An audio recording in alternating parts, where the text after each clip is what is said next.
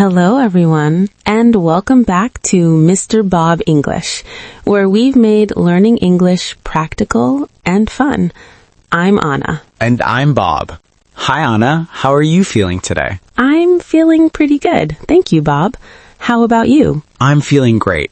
A little busy, but happy to be here and excited for today's lesson. That's great to hear, because today's lesson is a very important one. Yes, it is. Today we're going to talk about how to describe your feelings in English.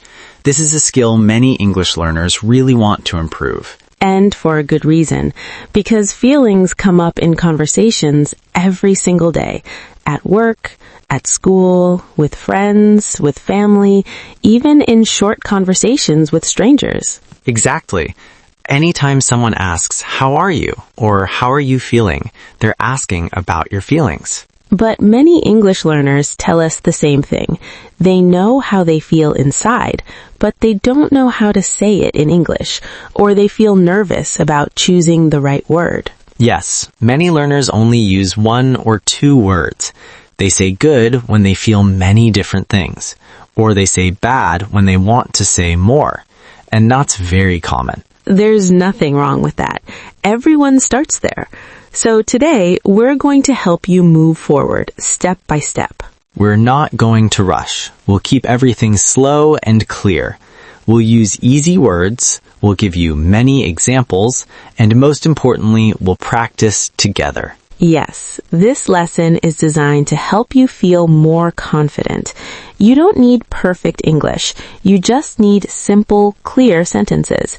And by the end of this lesson, you'll be able to describe how you feel in everyday situations. Before we start, please remember to like this video, share it with your friends, and subscribe to Mr. Bob English.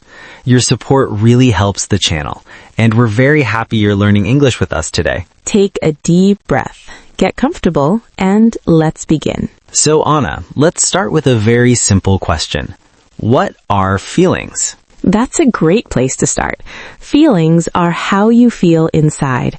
They describe your emotional state. In simple words, feelings tell us how we are doing. Yes, and feelings change. You don't feel the same all the time.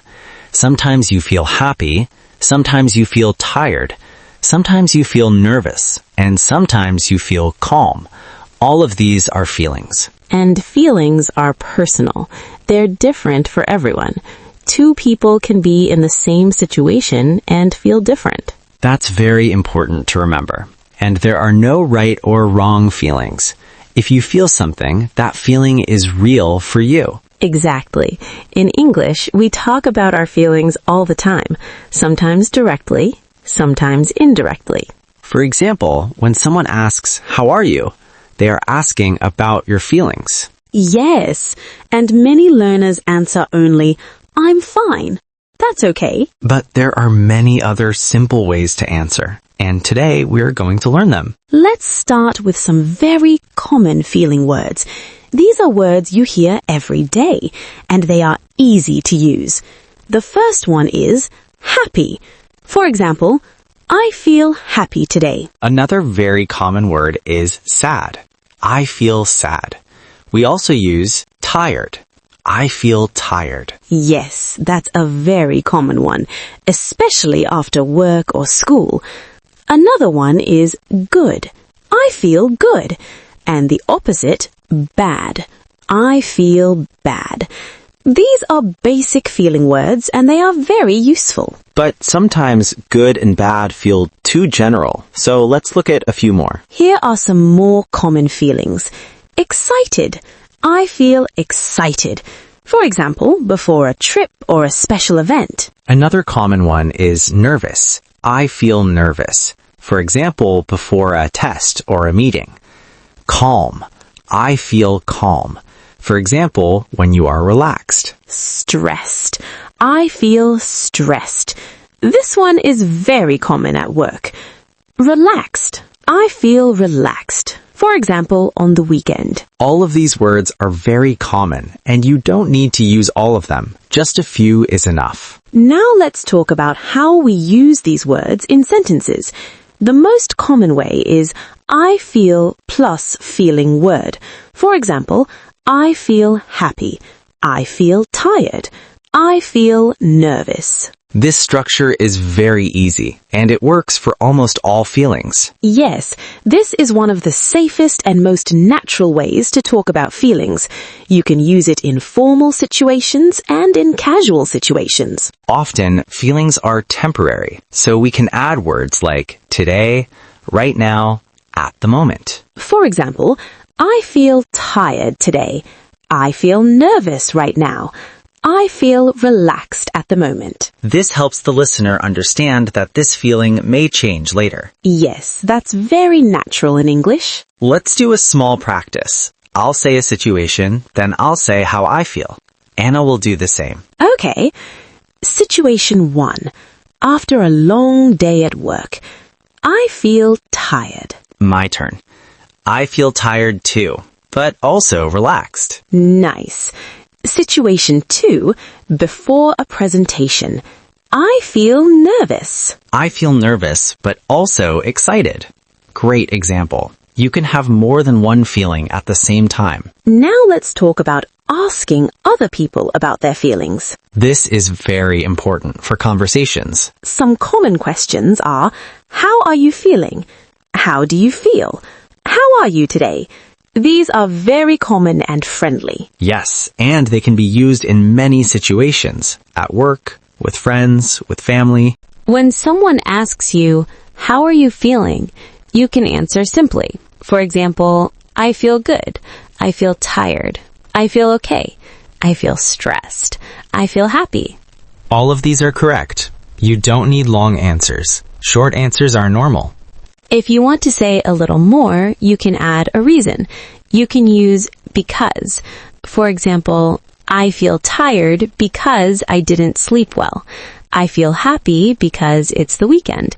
I feel stressed because I have a lot of work. One reason is enough. Yes, this helps the conversation continue. Now, let's talk about daily feelings. These are feelings we often have in everyday life. In the morning, many people feel tired, sleepy, okay. For example, I feel sleepy in the morning. At work or school, people often feel busy, stressed, focused. I feel busy today. In the evening, people often feel relaxed, tired, calm. I feel relaxed in the evening. These are very natural sentences. Now it's our listener's turn. Think about your day today. Morning, afternoon, evening. How did you feel? You can say, in the morning, I felt tired. In the afternoon, I felt busy. In the evening, I feel relaxed. Try to make one sentence for each part of the day. Feelings are not only emotional, they can also be physical. For example, I feel sick. I feel hungry. I feel cold. I feel hot. These are very common. Yes, and they use the same structure. I feel plus adjective. Very simple. Now let's talk about some common mistakes. One mistake is using very long sentences. You don't need them.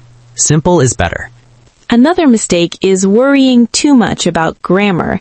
If your sentence is clear, it's okay. Also, don't worry about using the perfect feeling word. If tired is the word you know, use it. You can always learn more from us later. Sometimes we want to sound polite or gentle. We can use words like a little, kind of, a bit. For example, I feel a little tired. I'm kind of nervous. I feel a bit stressed. These make your sentence softer. Yes, and very natural. It's okay to talk about both positive and negative feelings. Positive feelings include happy, excited, relaxed, calm. Negative feelings include sad, tired, stressed, nervous. All feelings are normal.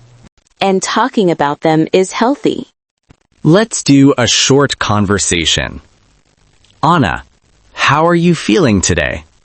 I feel pretty good, but a little tired. Why do you feel tired? Because I didn't sleep very well. Very natural. My turn. Bob, how are you feeling? I feel relaxed because I finished my work early. Great answer. Now it's our listener's turn again. Think about these questions. You don't need to answer out loud, but you can practice. How do you feel right now? How did you feel this morning? How do you usually feel at work or school? How do you feel on the weekend? Try to answer using I feel and add one small reason if you can. Talking about feelings helps conversations feel more human. This is very important. When we only talk about tasks, plans, or information, conversations can feel a little cold. For example, we often say things like, I have a meeting at 10. I need to finish this task. I'm busy today. These sentences are useful, but they don't show how we feel. When you add a feeling, the conversation changes. It becomes warmer. It becomes more personal, and people feel more connected. For example, instead of saying, I'm busy today, you can say, I'm busy today and I feel a little stressed. That small change makes a big difference. Yes, now the other person understands not just what is happening, but how you feel about it. Another example. Instead of saying, I'm at work, you can say, I'm at work and I feel tired. Very simple, but very real. Talking about feelings helps other people respond more naturally. They might say, I understand. That sounds hard. Take a break if you can. And now you have a real conversation. This is how people connect in everyday life. Feelings help build relationships. When you share how you feel, you show trust. You don't need to share everything. Just small feelings are enough. For example, yes, I feel tired today. I feel happy to see you. I feel a little nervous about the meeting. These are very small sentences, but they tell the other person something personal, and people appreciate that.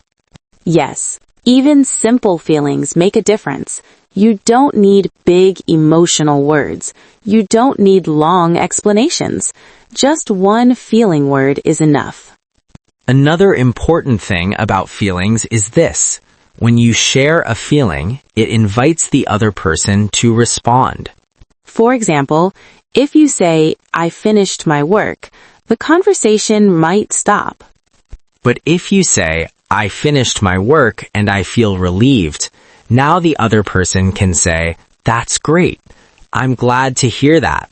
You must feel better now. Feelings keep the conversation moving. They open the door for more talk.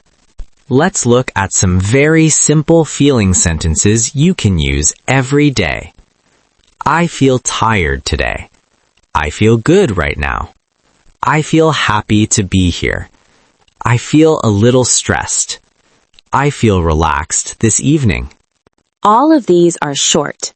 All of them are natural, and all of them help conversations feel more human. Now let's do one last practice together. This is a chance to hear everything we learned in action. Anna, how do you feel about learning English? I feel motivated because learning English helps me communicate with more people.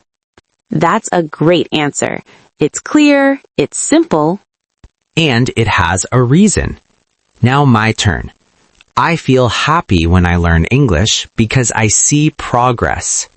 Perfect. Notice something important. Both answers use simple words. Both answers use I feel. Both answers add one small reason. Nothing complicated. Nothing advanced. Just clear, natural English. This is exactly how people speak in real life. This kind of practice is very powerful. When you practice talking about feelings, you become more confident. You stop worrying about saying the perfect sentence. You focus on communicating, and that's the goal. Communication is more important than perfection. So today we learned how to describe your feelings in English. We learned common feeling words. We learned how to use I feel. We practiced adding small reasons. And we practiced asking about feelings. These are everyday English skills. You can use them in many situations. At work, at school, with friends, with family, even with yourself. Yes, talking to yourself is a great way to practice. You can say things like, I feel tired today. I feel happy right now. I feel nervous about tomorrow. Say them out loud if you can, or think them quietly. Both are helpful. Practice a little every day. You don't need long study sessions, just small moments. Confidence grows slowly, and that's okay. Learning a language takes time. Be patient with yourself. Thank you so much for learning with us today. We're really happy you're here. Don't forget to like this video, subscribe to Mr. Bob English, and share it with someone learning English.